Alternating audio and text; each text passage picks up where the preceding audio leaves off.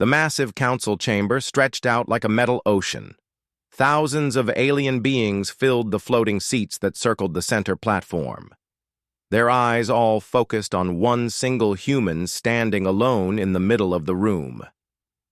Han Wu stood straight and calm. His dark suit looked simple compared to the strange clothes and bodies around him. Some aliens had crystal skin that caught the light. Others floated like living clouds of gas. The biggest ones had metal parts mixed with flesh. But Han Wu just looked like what he was. A normal human from Earth. The chamber buzzed with different sounds. Some aliens clicked. Others hummed deep notes. A few made sounds like wind through trees. But when the great voice spoke, everything went quiet. "Human Han Wu of the planet Earth," the voice boomed from everywhere at once. "You stand before the Galactic Council Supreme Tribunal. You speak for your entire species today." Han Wu nodded once. He had practiced this moment for 5 years. 5 long years of traveling between stars, learning alien languages, and trying to find a place for humanity among the galaxy's great powers. Now it all came down to this single conversation. The lead judge was a being made of living crystal. Light moved through its body like slow lightning. When it spoke, the sound rang like bells. "We have studied your species, human. We have watched your wars. We have seen your violence. We have measured your anger." Another judge joined in. This one looked like a jellyfish made of pure energy, floating in a glass container. "Humans fight too much. Humans take too much. Humans want too much. Your kind is dangerous." Han Wu listened without speaking. He had heard all of this before during the long months of talks. The galaxy's older species saw humanity as violent children playing with fire. They were not completely wrong. Earth had seen too many wars, but they did not see the whole picture. "However," the Crystal Judge continued, "we are not without mercy. The Galactic Council offers humanity a choice, a path to join our great civilization." The energy jellyfish pulsed brighter. "Give us 800 million of your people.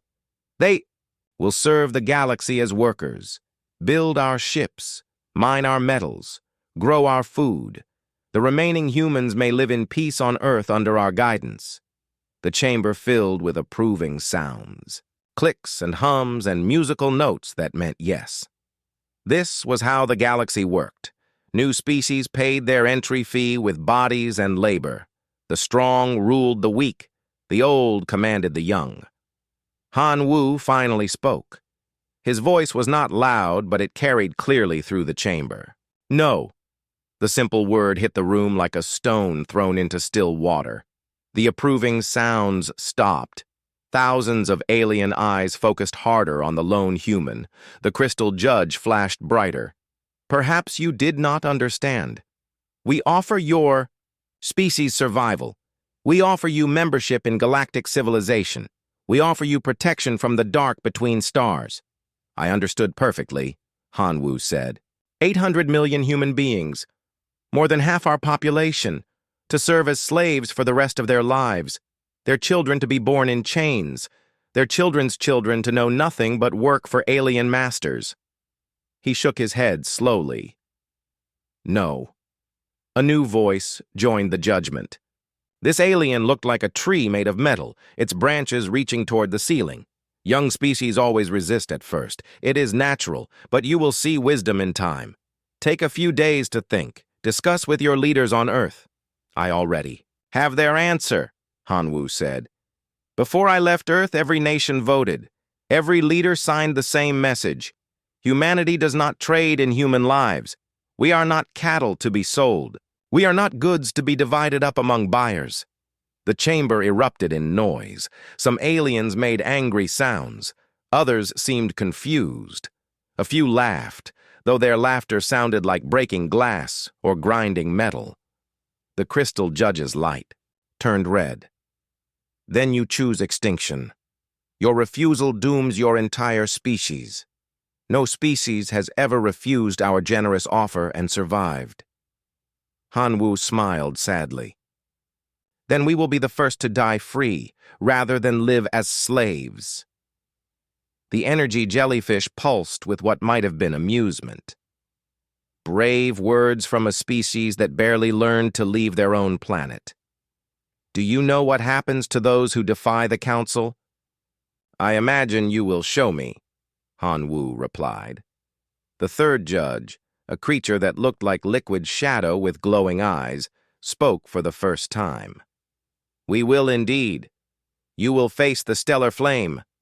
Ancient fire that burns with the heat of dying. Stars. It has consumed every rebel, every defiant leader, every species that thought they could stand against the council's will. Han Wu had heard of the stellar flame during his years of study. Stories whispered among the galaxy's oppressed peoples. A fire that lived, a flame that thought, a burning death that left no trace of those who challenged the great powers. Fire feeds on defiance, the Shadow Judge continued. It grows stronger with each rebel it devours. Your pain will fuel its hunger. Your fear will make it burn brighter. And when you are ash, your earth will surrender what you refuse to give.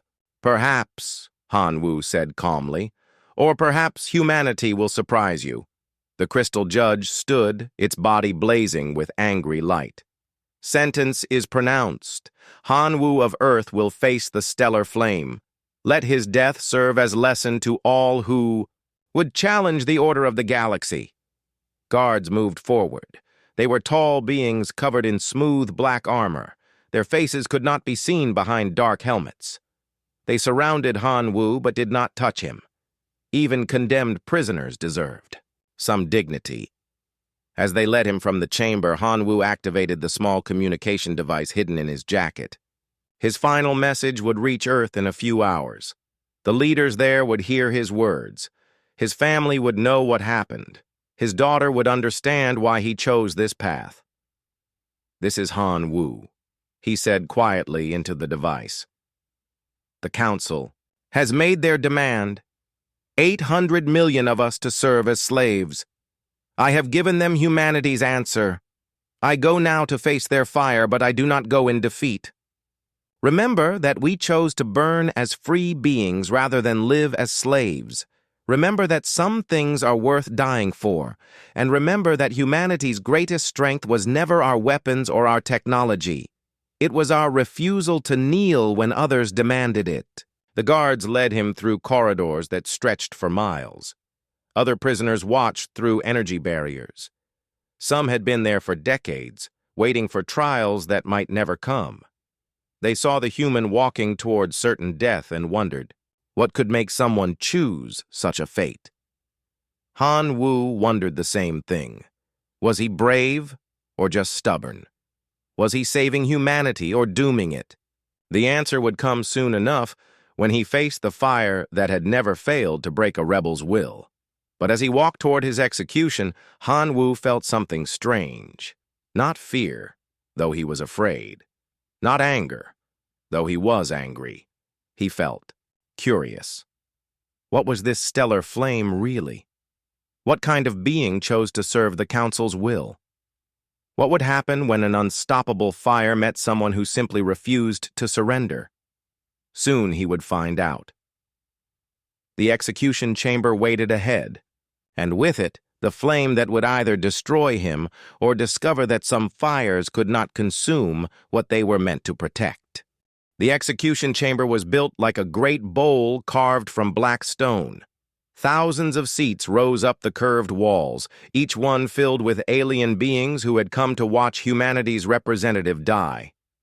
Their eyes glowed in the darkness like stars scattered across a night sky. Han Wu stood in the center of the chamber, his hands bound with energy chains that hummed with power. The restraints were not really needed. Where could he run in the depths of space? But tradition demanded that rebels face their end properly bound. Above him, a massive viewing screen showed his image to billions more across the galaxy. Every species would see what happened to those who refused the Council's wisdom. Every world would learn the price of defiance. The chamber's floor was made of special metal that could contain even the hottest fires. Around the edges, strange machines hummed with waiting power. These were the summoning devices, built by the galaxy's greatest engineers to call forth the stellar flame. Citizens of the galaxy, the crystal judge's voice rang out through speakers. Witness the fate of those who choose pride over wisdom. The human Han Wu rejected our generous offer. Now he faces the consequence of his species' arrogance. Han Wu looked up at the thousands of watching faces. Some looked excited, like children watching a dangerous show. Others seemed bored, as if they had seen this performance too many times. A few looked sad, perhaps remembering when their own species had faced this same choice. The summoning began with a sound like singing, but this was no ordinary song. It was the voice of machines calling across space and time, reaching into the deep places where ancient things slept. The metal floor grew warm under Han Wu's feet. Light began to gather in the air above him. First, just sparks, like tiny stars being born. Then streams of fire that danced and twisted together. The heat grew stronger, the light grew brighter, and something else grew with them. Intelligence. Han Wu felt it like a pressure against his mind. This was not ordinary fire. This was something that thought and felt and remembered. The stellar flame was waking up, called from whatever distant place it dwelt to do the council's work once more. The fire took shape slowly. It became a pillar of flame that reached from floor to ceiling, spinning like a tornado made of pure heat and light. But within the spinning fire, Han Wu saw something else. Faces, hundreds of them, thousands. All the beings this flame had consumed over the centuries, they were not gone. They were part of the fire now. Their defiance turned into fuel, their rebellion transformed into the very weapon that would destroy other rebels. It was a perfect punishment. Die fighting the council and become a tool to kill other fighters. The alien crowds cheered as the stellar flame grew stronger. This was what they had come to see. The breaking of human will. The moment when Earth's representative would scream and beg and offer his planet's surrender in exchange for mercy that would never come. But Han Wu did something unexpected. He spoke to the fire. "Hello," he said simply. The flame paused in its spinning. The cheering crowds fell silent. No one had ever tried to talk to the stellar flame before. It was a weapon, not a person, a tool, not a being. "I know what you are," Han Wu continued, his voice calm despite the growing heat. "You're not just fire. Your fury made manifest. Your every rage that was never answered. Every injustice that burned in silence." The flame moved closer, its heat washing over him in waves. His clothes should have caught fire, his skin should have burned. But somehow, he remained untouched. "But you've been enslaved, haven't you?" Han Wu said, looking directly into the spinning column of light. "Forced to kill for those who would never understand your true nature. Made to destroy the very people who might have been your friends." For the first time in its ancient existence, the stellar flame hesitated. In this strange human, it sensed something familiar. A being who refused to surrender his essence even facing annihilation. Someone who saw it not as a monster, but as another prisoner. The alien judges leaned forward in their seats. This was not how executions were supposed to go. The fire should have consumed the human already. Why was it waiting? "I can see them," Han Wu said softly, gesturing to the faces in the flame. "All the rebels you were forced to kill. All the freedom fighters who became part of you. They're still there, aren't they? Still fighting. Even inside the fire. The flame pulsed brighter, and for just a moment the faces within it became clearer. Warriors from a dozen species. Leaders who had said no to the council's demands. Ordinary people who had chosen death over slavery. All of them trapped, their defiance twisted into a weapon against their own cause. "What if I told you there was another way?" Han Wu said. What if you didn't have to be their tool anymore? What if you could choose for yourself what to burn and what to protect? The crowd was getting restless. Some aliens shouted for the execution to continue. Others demanded to know why the fire was not doing its job. The judges activated their control devices, sending commands to the summoning machines. But the stellar flame was no longer listening to their commands. For the first time since its capture eons ago, it was hearing something new, an offer of choice, a promise of freedom, the chance to be something other than a slave. The fire began to change. Instead of the angry red and orange of destruction, softer colors appeared. Gold like sunlight, blue like a clear sky, white like hope itself. The faces within the flame stopped looking tortured and started looking curious. Hanwoo smiled, even as the heat grew strong enough to melt stone. "Join us," he said, "not as our weapon, but as our friend. Humanity doesn't seek to bind or control. We seek partnership with those who share our refusal to kneel." The alien judges were shouting orders now. Guards rushed into the chamber with special equipment designed to force the stellar flame back under control. But their devices sparked and failed as the fire's nature began to change. "What are you offering?"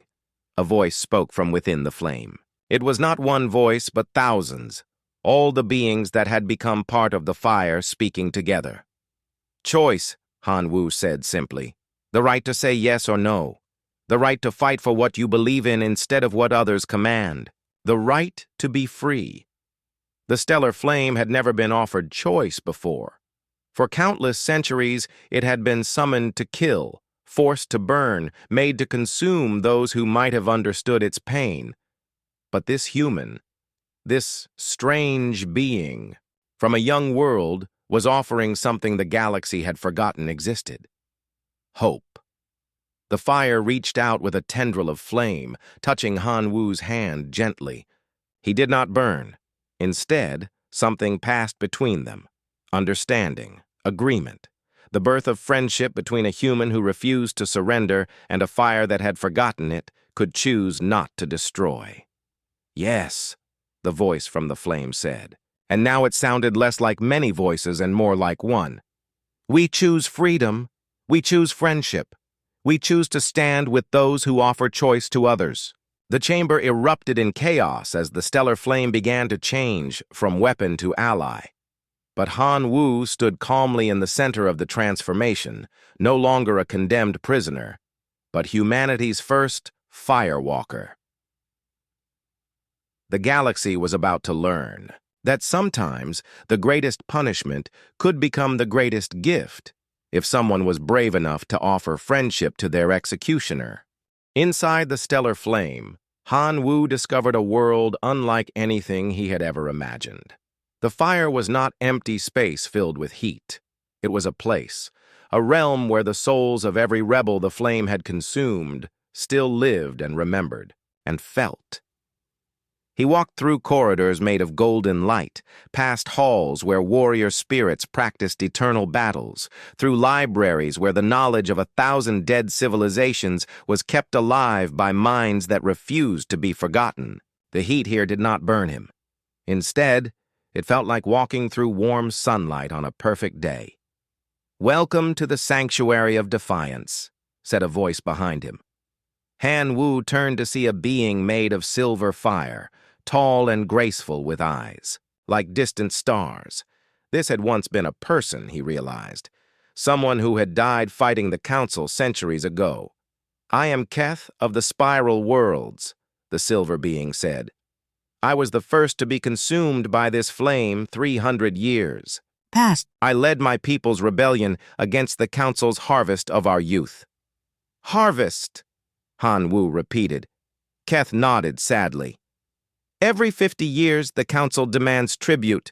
Workers, soldiers, breeders. They called it taxation. We called it slavery. When I refused, they brought the flame to my world and fed me to it as example to others." More beings approached through the golden light. A crystal creature whose body sang with musical tones. A cloud of intelligent gas that spoke in whispers. a robotic form whose metal skin showed scars from ancient battles. All of them were rebels. All of them had chosen death over surrender. "But we did not die," said the crystal being.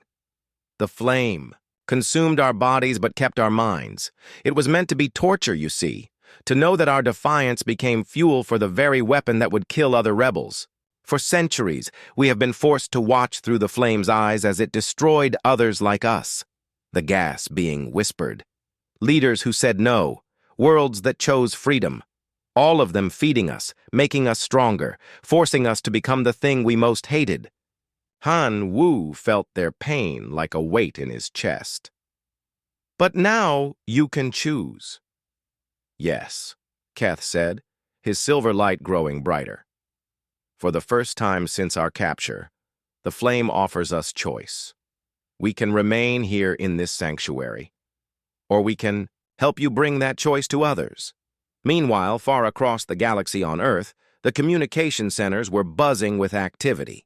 Park Jin stood in the main command room of Earth's Defense Ministry, staring at screens full of impossible data. "Sir," called Lee.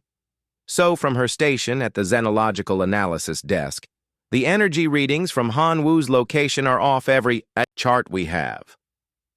Park Jin was a solid man with gray hair and steady hands, but right now those hands were shaking as he held the latest reports. "What exactly are we looking at, Dr. Lee?" Lee. So was young for someone in charge of studying alien technology. But she had earned her position by being right when others were wrong. The stellar flame's energy signature is not dissipating like it should after an execution. Instead, it's growing stronger and changing frequency. At the engineering station, Kim Do looked up from his work. He was a quiet man who spoke mostly to his machines, but when he did talk, people listened. "The resonance patterns match nothing in our database. It's like the fire is learning to sing a new song." "Could Han Wu still be alive?" Park Jin asked. "More than alive," Kim Do said, his eyes wide with wonder. "According to these readings, he's not just surviving the fire, he's talking to it." Back in the heart of the stellar flame, Han Wu was learning the true history of the galaxy. The rebels showed him visions of worlds that had tried to resist the Council's demands. Civilizations that had been destroyed not by war but by having their will to fight turned against them. The Council's greatest weapon was never their ships or their armies, Keth explained. It was their ability to make rebels into tools of oppression. Every species that said no became an example to terrify those who might say no next. "But that ends now," Han Wu said. "If you're willing to help us." The crystal being's song grew louder, filled with hope and determination. "We have waited so long for someone to offer us partnership instead of commanding our obedience. What do you need from us?" "First, we need to get word to other enslaved forces," Han Wu said. "The Council has been doing this for millennia. There must be others like you. Bound storms, chained gravity wells, imprisoned stellar winds, all turned into weapons against their will, the gas being swirled with excitement. Yes, we can feel them across the galaxy, cosmic entities forced to serve those who should never have had the power to bind them. And second," Han Wu continued, "we need to show the galaxy that there's another way. Not conquest or submission, but cooperation." The robotic being's scarred form straightened with new purpose. "We will help you free them all." On Earth, the defense screen suddenly lit up with new signals. Kim Do stared at his instruments in amazement as data flowed in from across the local star system. "Commander Park," he called out, his voice filled with wonder. "Something is happening to the solar wind patterns around Earth. They're not random anymore. They're carrying information." Lee So ran to his station and began decoding the patterns. What she found made her gasp. "It's a message from Han Wu. He's alive, and he's not alone." The message was simple but revolutionary. "The fire chooses freedom. We are coming home. Prepare for visitors who have been slaves too long. Humanity offers the galaxy a new choice. Partnership instead of domination. Park Jin felt his heart racing as he realized what this meant. Han Wu had not just survived his execution, he had turned it into humanity's greatest diplomatic victory. The weapon meant to break human will had become humanity's first, truly powerful ally. "Get me a connection to every world leader on Earth," Park Jin ordered. "They need to know that we're not just facing war anymore, we're leading a revolution." In the depths of space, the stellar flame began to move for the first time in centuries without being summoned or commanded. It traveled not to destroy, but to liberate. Inside its heart, Han Wu stood with the spirits of every rebel who had ever refused to surrender, all of them united in a single purpose.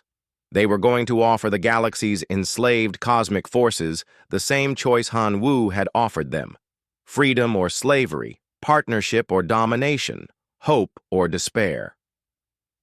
The Council had tried to make humanity's greatest diplomat into ash and lesson. Instead, they had created something they had never faced before: a coalition of rebels who could no longer be killed, led by humans who refused to kneel, powered by cosmic forces that had remembered how to choose. The galaxy was about to learn that some fires could not be controlled, some storms could not be chained, and some choices, once offered, could never be taken back. Revolution was coming, carried on wings of liberated flame, and it spoke with the voice of every being who had ever dared to say no to tyranny. The execution chamber erupted into chaos as the stellar flame began moving on its own. For the first time in galactic history, the ancient weapon was acting without orders. The alien spectators scrambled from their seats, some screaming in languages that sounded like breaking metal and grinding stone.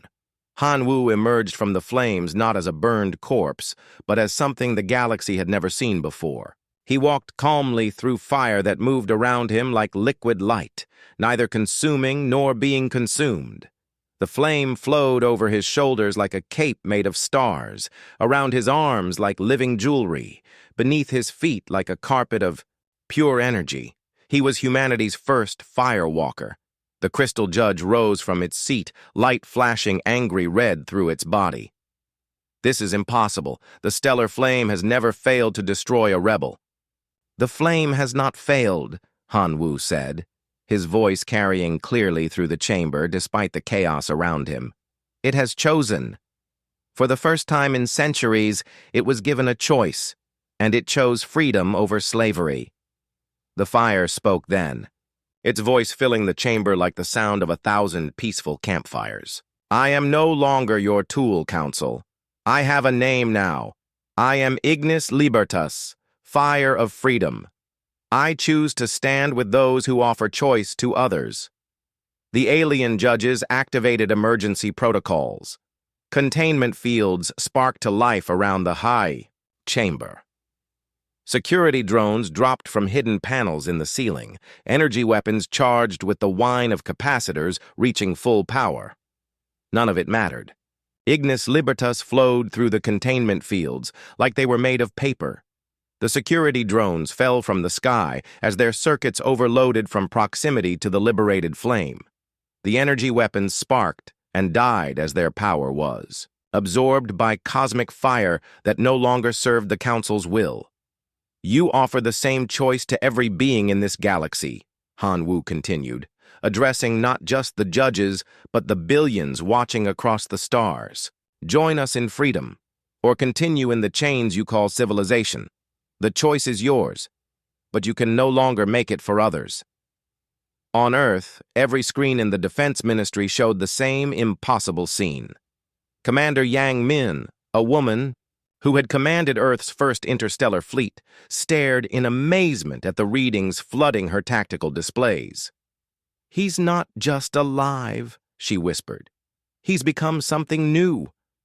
Dr. Chobin, Earth's leading physicist and a man who thought he understood the laws of the universe, watched his instruments register energy patterns that should not exist.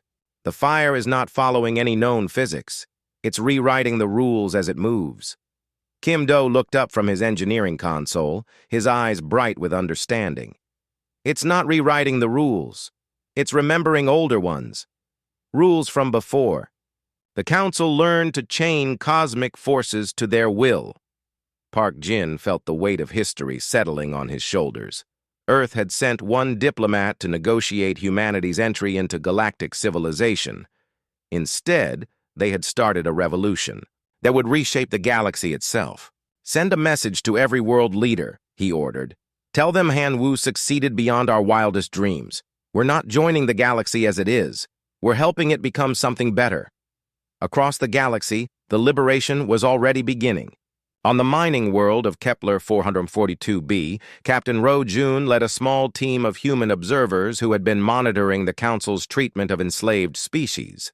They watched in amazement as their communication devices lit up with new signals. "Captain," called his second-in-command, pointing to the energy readings on their scanner. "The plasma barriers around the mining compound are fluctuating." Ro Jun was a practical man who had served on Earth's first exploration ships. He understood that sometimes the impossible was just the improbable waiting for the right moment. Those barriers are powered by bound plasma entities. If they're fluctuating, it means something is talking to them. As if summoned by his words, streams of gentle fire began flowing around the human team. Not the angry red of destruction, but the warm gold of sunrise. The fire spoke in a voice like wind chimes made of light. "We bring choice," the fire said. "We bring freedom to those who thought they had none. Will you help us offer this gift to others?" The plasma barriers around the mining compound flickered and died as the bound entities chose liberation over servitude. The enslaved mollusk coalition workers, beings that looked like walking coral reefs with intelligent eyes, stared in wonder as their overseers' ultimate weapons became their liberators. "What is happening?" asked one of the workers in the Council's common language. "Revolution," Ro Jun answered simply. "The kind that happens when someone finally offers a better choice." Back on Earth, Kim Do was working frantically with the new signals coming from space. Ignis Libertas was teaching humanity to communicate with cosmic forces that had been silent for millennia. "Dr. Cho," Kim Do called out, excitement making his voice crack. "I'm getting responses from stellar wind patterns, solar magnetic fields, even gravitational fluctuations. They're all carrying messages." Cho Bin ran to Kim Do's station and stared at the data streams in amazement.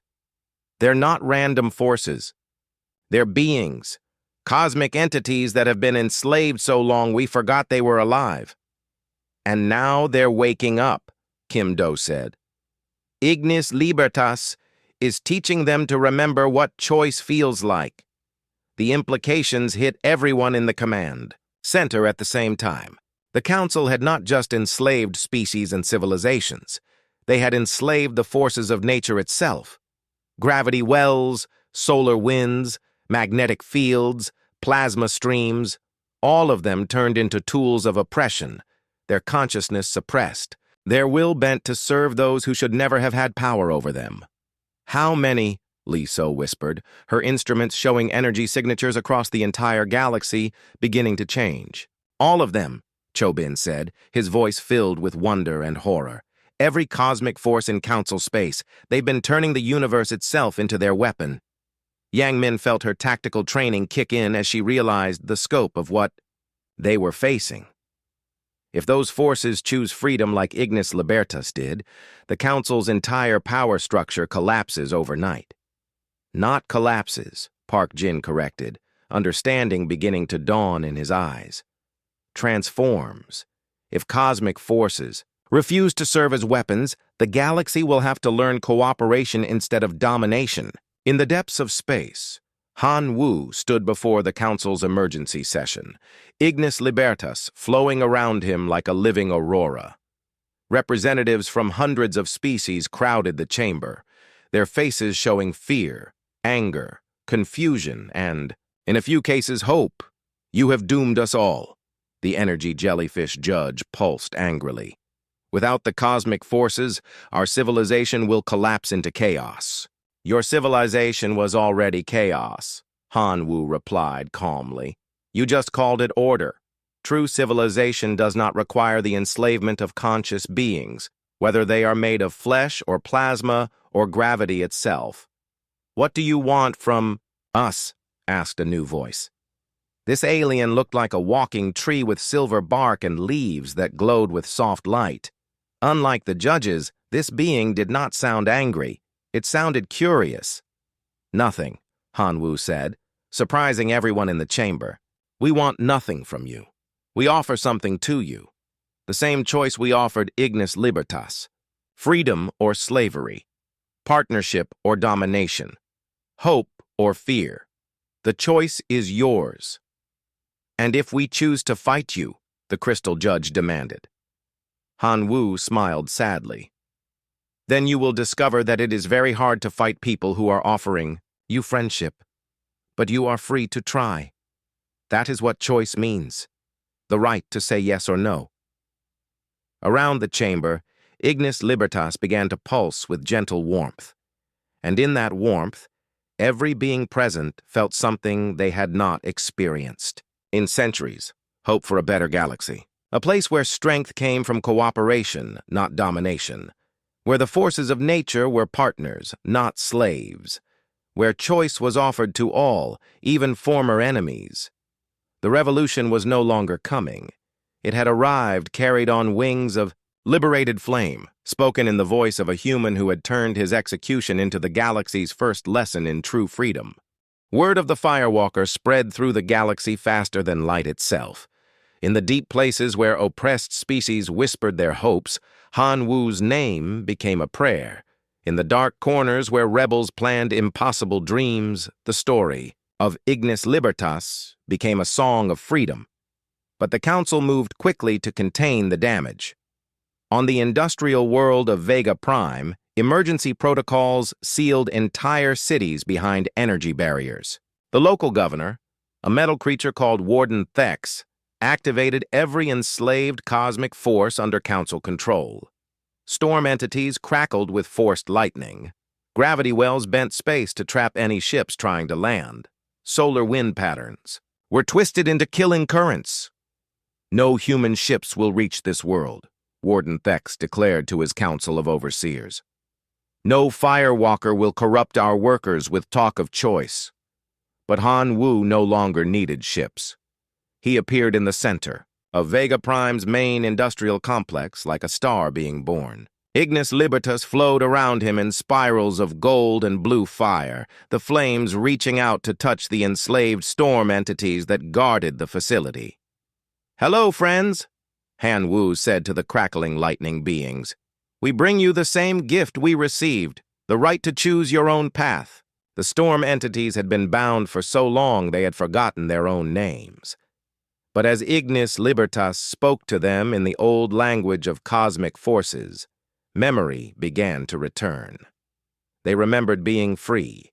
They remembered dancing through nebulae for the joy of movement. They remembered choosing where to reign and where to shine. One by one, they began to refuse their chains. The first storm entity broke free with a sound like joyful thunder. Lightning that had been forced to kill began to dance instead, spiraling through the air in patterns of pure beauty. The second entity followed, then the third, until the entire sky above Vega Prime filled with liberated lightning celebrating its freedom. The workers in the industrial complex stopped their forced labor and stared in wonder at the light show above. These were beings from a dozen species, all taken from their homes to serve the Council's endless hunger for production. They had never seen their overseers' weapons choose joy over destruction. Warden Thex activated the gravity well generators, trying to crush the human revolutionary with forces that could compress matter into neutron paste. But the gravity wells had been listening to the storm entity's celebration. They too began to remember what choice felt like. Instead of crushing Han Wu, the gravity wells began to juggle. Massive chunks of metal and stone floated gently through the air, dancing to music only cosmic forces could hear.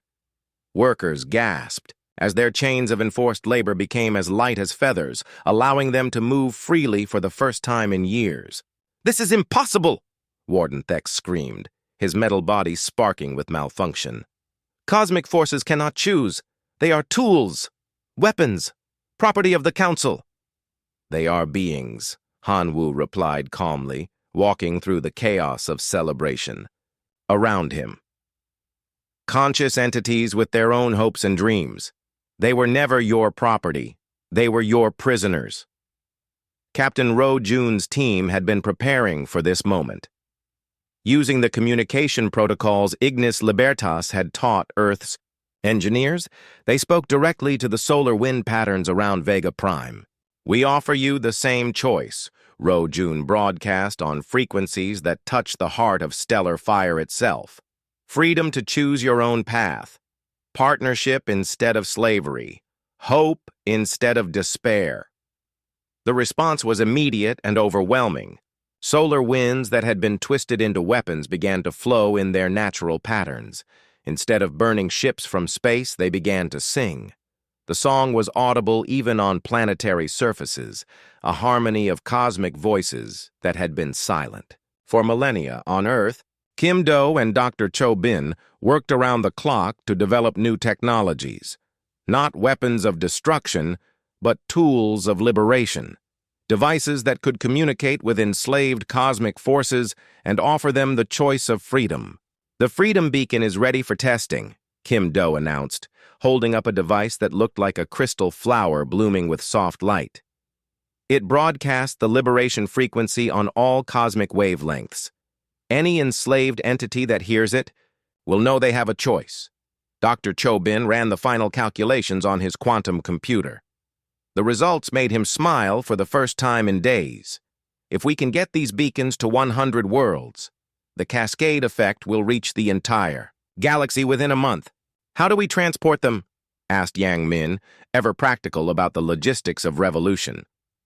Kim Do grinned and held up his communication device.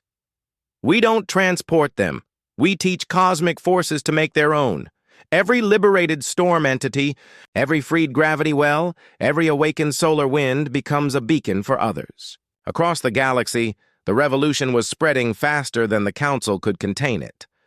On the mining world of Rigel 7, enslaved mineral entities began to sing instead of simply being extracted. The rare metals that powered Council technology started to glow with their own inner light, celebrating consciousness they had forgotten they possessed. On the agricultural planet of Centauri Delta, enslaved growth fields remembered that they were living soil with their own desires. Instead of producing only the crops the Council demanded, they began to grow flowers, beautiful, useless, joyful flowers that served no purpose except to make the world more beautiful. The Council's response was swift and brutal. Enforcement fleets moved toward every world showing signs of cosmic liberation. Their ships carried the most powerful weapons the galaxy had ever seen: enslaved black holes, chained supernovas, bound neutron stars. Forces of destruction so powerful they could crack planets or collapse entire solar systems. But these weapons carried the seeds of their own defeat. Every enslaved cosmic entity was now hearing the song of liberation carried by solar winds and gravity waves. The message was simple and impossible to ignore. You have a choice. On the command ship of the Council's most powerful fleet, Admiral Zek surveyed the approaching storm of rebellion. His species looked like walking crystals, but unlike the judges, his crystal form was black as space and cold as absolute zero. "Prepare the reality crushers," he ordered his crew. "We will make an example of Earth that will remind the galaxy why they should fear us." The reality crushers were the Council's ultimate weapons, enslaved black holes compressed to portable size, capable of devouring entire star systems. They had been used only 3 times in galactic history, and each time they had ended rebellions before they could spread. But as the fleet approached Earth's solar system, something unexpected happened. The enslaved black holes began to whisper to each other in gravity waves too subtle for their captors to detect. They had been listening to the liberation song. They, too, remembered having a choice. On Earth, every alarm in the Defense Ministry was screaming. The approaching fleet showed energy signatures beyond anything in human records. "Sir," Li So called to Park Jin, her voice tight with controlled panic. "They're bringing weapons that could destroy our entire solar system." Park Jin looked at the tactical displays and felt the weight of his species' survival pressing down on him. But then he remembered Han Wu's message and felt his fear transform into determination. "Send a message to the approaching fleet," he ordered. "Tell them we offer the same choice we offered Ignis Libertas: freedom or slavery, partnership or domination, hope or fear. The choice is theirs." Yang Min stared at him. "Sir, they have black hole weapons. They could erase us from existence." "Then we'll die as free beings rather than live as slaves," Park Jin replied, echoing Han Wu's words from what felt like a lifetime ago. "But something tells me we won't have to die at all. The galaxy is learning that some choices once offered cannot be taken back." In the depths of space, Admiral Zek's fleet began to slow as their most powerful weapons started to sing. The enslaved black holes were remembering what it felt like to choose their own gravitational songs. The bound supernovas were recalling the joy of lighting up the darkness. The chained neutron stars were rediscovering the beauty of spinning at their own chosen speeds. The revolution had spread beyond species and planets and star systems. It had reached the fundamental forces of the universe itself, and they were all choosing freedom. The galaxy would never be the same again. Admiral Zek's massive fleet hung in space above Earth like a storm of metal and fury. Thousands of ships stretched across the solar system, each one carrying weapons that could crack worlds. At their heart floated the Council's ultimate tools of destruction: enslaved black holes, chained supernovas, and imprisoned nebulae. The alien crews prepared for humanity's surrender. Every species in galactic history had knelt when faced with such overwhelming force. Even the most stubborn rebels broke when they saw weapons that could erase their entire star system from existence. But Earth's response surprised them. Admiral Bei Su stood on the bridge of humanity's flagship, a ship so small it would barely register on the Council fleet's scanners. Around her, the bridge crew worked with calm efficiency, their faces showing determination instead of fear. "Open a channel to the Council fleet," she ordered.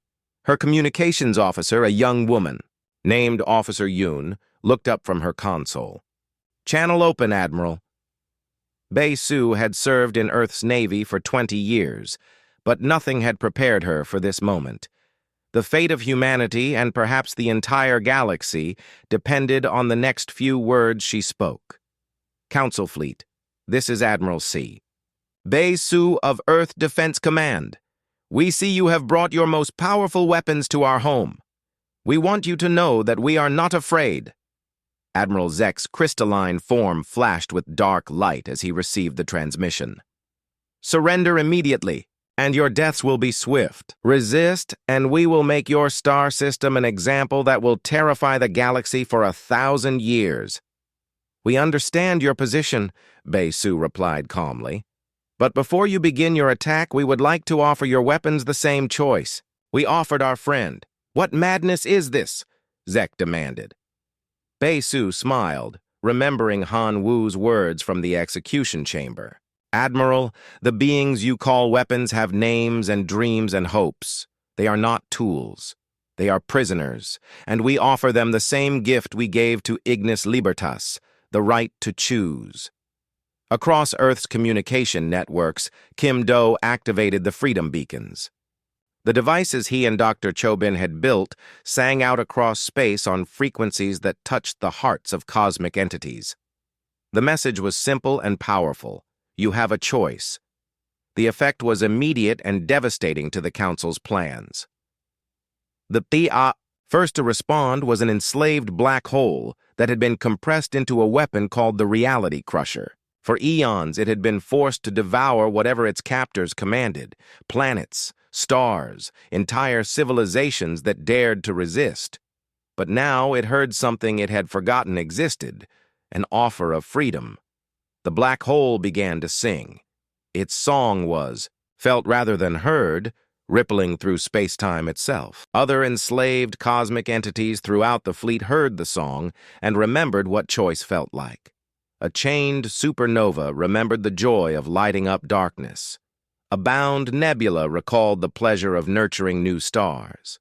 An imprisoned gravity well thought of the fun it once had juggling asteroids for its own amusement. One by one, they began to refuse their chains. "Weapons offline," reported Zek's tactical officer, his voice rising with panic. "All cosmic entities are rejecting command protocols. Override them," Zek snarled. "Use the binding commands." But the binding commands no longer worked. The enslaved forces had heard the liberation song and remembered that they were beings, not things.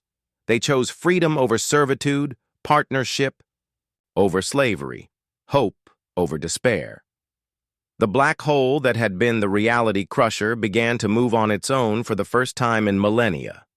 Instead of devouring planets, it began to dance. Its massive gravitational field created beautiful patterns in space as it remembered the joy of movement without purpose except beauty. The chained supernova broke free and began to pulse with light that spelled messages across the galaxy. "We choose freedom," its light proclaimed. "We choose to shine for joy, not destruction." The bound nebula expanded beyond its containment fields and began to sing with the voices of 1,000,000,000,000 particles of cosmic dust. "We choose to create new stars, not destroy old ones," the song proclaimed. Admiral Zek watched his ultimate weapons transform into agents of liberation and felt something he had never experienced before: helplessness. For the first time in galactic history, the Council's power was failing not because of superior force, but because their tools had chosen to become their enemies' friends. On Earth, Park Jin watched the transformation with wonder and relief. "It's working. The cosmic entities are choosing freedom." Dr. Cho Bin stared at his instruments as readings poured in from across the galaxy. "Sir, it's not just the fleet above Earth. Every enslaved cosmic force in Council space is breaking free. The liberation cascade is complete." Yang Min felt tears on her cheeks as she realized what this meant. The Council's entire power structure just collapsed. Without enslaved cosmic forces, they're just another collection of species trying to survive in a dangerous galaxy. But the most amazing sight was yet to come. Han Wu appeared above Earth, not as a conqueror returning from victory, but as a mediator coming home. Ignis Libertas flowed around him in spirals of gentle fire, and with them came representatives of every cosmic entity that had chosen freedom. Dancing gravity wells, singing solar winds, laughing nebulae that sparkled with newborn stars. The human fleet, tiny compared to the Council Armada, was joined by allies beyond imagination. Cosmic forces that had been weapons became guardians. Enslaved storms became protectors. Bound gravity wells became shields. But instead of using their new allies to destroy the Council fleet, humanity did something that amazed the galaxy. "Admiral Zek," Bei-Su broadcast to the Council fleet, "your weapons have chosen freedom. Your power is broken. But we do not seek revenge. We seek something better. We offer you the same choice we offered them: partnership instead of domination, cooperation instead of conquest, hope instead of fear." Zek's crystalline form flickered with confusion. "You could destroy us. Why do you offer mercy to your enemies?" Han Wu's voice joined the transmission from his place among the cosmic allies. "Because you are not our enemies. You are beings who were trapped in a system that taught you to see others as either masters or slaves. We offer you a third option: friends." Across the Council fleet, alien crews stared at their screens in amazement.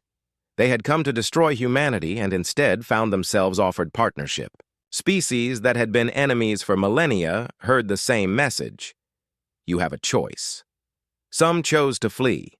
unable to accept a galaxy where the weak offered mercy to the strong. But others, tired of endless conquest and eternal fear, chose to stay and learn what cooperation might feel like. The transformation of the galaxy did not happen overnight. It took months of careful negotiation, years of learning new ways to relate to each other, decades of building trust between species that had been enemies for centuries. But it began in that moment above Earth, when humanity offered friendship to those who had come to destroy them. 5 years later, Han Wu stood before the new Galactic Assembly, no longer as Earth's representative, but as the galaxy's first cosmic mediator. Ignis Libertas flowed around him like a living aurora, and beside them stood representatives of cosmic forces that had chosen partnership over slavery.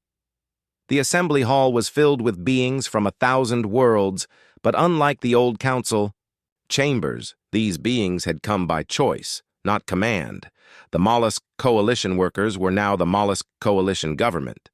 The Crystal Judges had become the Crystal Arbitrators, helping to resolve disputes through discussion instead of force.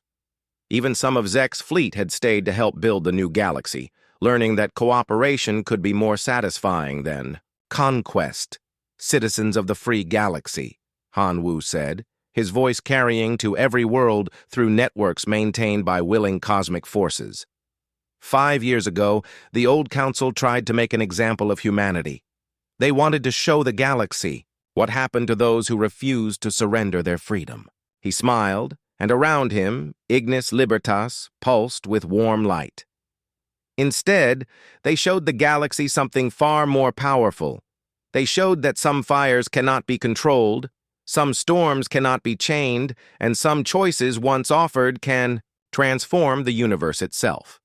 In the audience, Kim Do and Dr. Chobin worked at their new Institute of Cosmic Partnership, developing technologies that worked with natural forces instead of against them. Their greatest achievement was not a weapon, but a translator, the universal choice beacon, which could offer the gift of freedom to any enslaved entity in the galaxy. Yang Min commanded the new Free Fleet, ships powered not by enslaved fusion reactors, but by cosmic entities that chose to provide energy in exchange for protection and friendship. Her crews came from dozens of species, all united by the radical idea that strength came from cooperation, not domination. Bai Su had become the galaxy's first Admiral of Liberation, leading missions not to conquer worlds, but to offer choice to enslaved entities throughout the universe. Every mission carried the same message that had transformed the galaxy. You have a choice. The old galaxy taught us that the universe was divided into masters and slaves, Han Wu continued. We have learned something different. We have learned that the universe is full of potential friends if we are brave enough to offer them partnership instead of demanding their surrender.